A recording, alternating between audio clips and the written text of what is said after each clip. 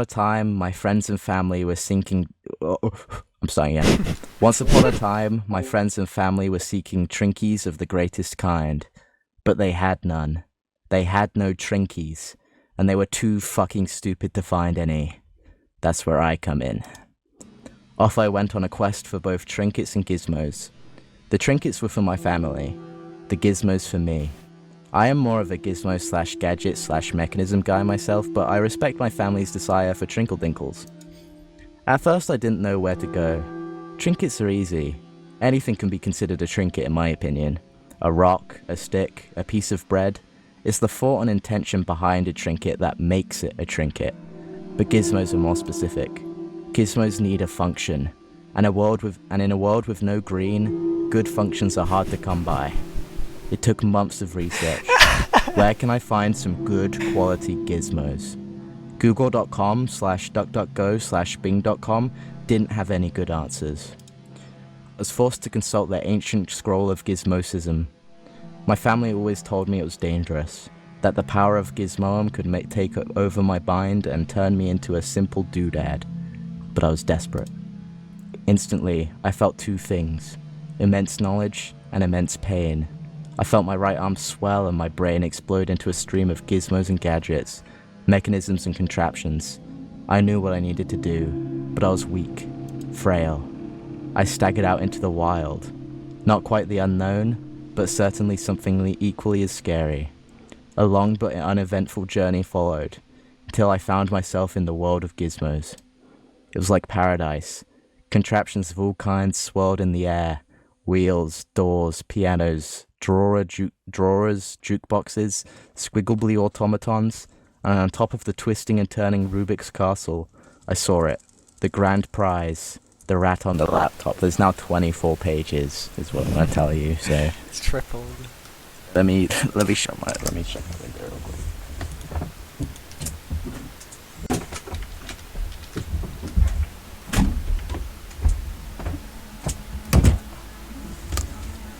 Alright, you're in for a riveting tale. So, I saw the rat on the laptop. Now we begin from there. Suddenly, I felt another ring of pain shoot up my arm. It was at that moment that I realized the cause. The rat had connected to my nervous system through that laptop. It was no treasure or gizmo, but a villain for me to defeat.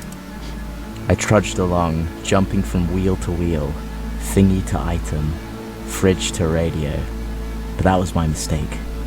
The radio was small, barely able to hold my weight, and it spun out control through this spiraling yellow gizmo-filled void. I flew across space, floating with gravity that of the moons. I looked up. It was both good and bad news.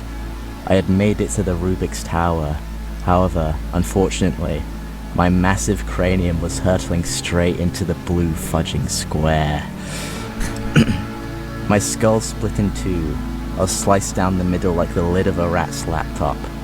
But there was no blood, or pain for that matter, as my skeleton hatched from its fleshy shell.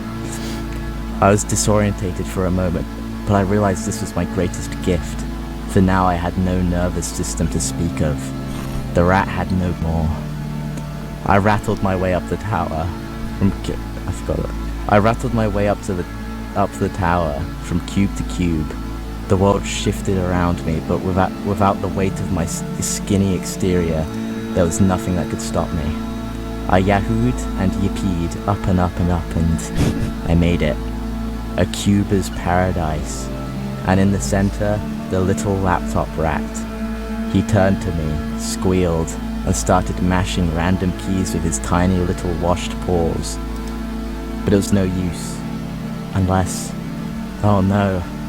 He didn't just have control over my nervous system, but his own. He grew like Mario after he ate one of his iconic mushrooms. Suddenly it hit me. A shocking realization. This was no land of gizmos. It was a land of his making, in his image. I should have known that he could make all of this land, I knew that he could make all of the rules of this land, for he was the giant rat who makes all of the rules of the universe. Stood my ground, I knew it was hopeless, but at least I would die with honor, dishonored free, releasing this fool. I closed my eye sockets, because I have no eyes because I'm a skeleton, and felt his paw swipe towards me, and nothing happened. I heard a shrill squeak. I opened my sockets. My savior shone before me. Still, I don't know if I had summoned it with my fear, or if it had been sent to me by a guardian angel of sorts. But there they were, the cow tools. A cow sword in one hand, a cow axe in the other, and a little cow toothpick between my toes. The rat knew he was in for it now. He ran, but not fast enough, as my cow jetpack that I forgot to mention earlier launched me towards him, and I plunged sword and axe into his back.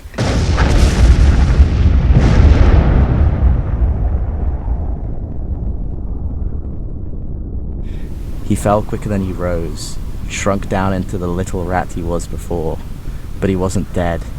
He did the electro shuffle on the ground with his bleeding little eyes. I realized he wasn't in control, and that the essence I saw flying out of his body in droves must have been what was possessing him. This curse of the loud. I had read about it in my studies. I put the little rat down on my shoulder, and collecting my Gizmo prize, the laptop with the power to control the universe, I restored the world to how it was before, but better. A world with green, with riveting functions and plenty of gizmos to go around. Gizmomumlessness was eradicated, and I made sure to throw in some extra trinkets for my friends and family, now with one extra member. But he didn't have a little name. I wonder, little rat buddy, what would you be called? I know. I will call you Little Ishmael Pemberton. The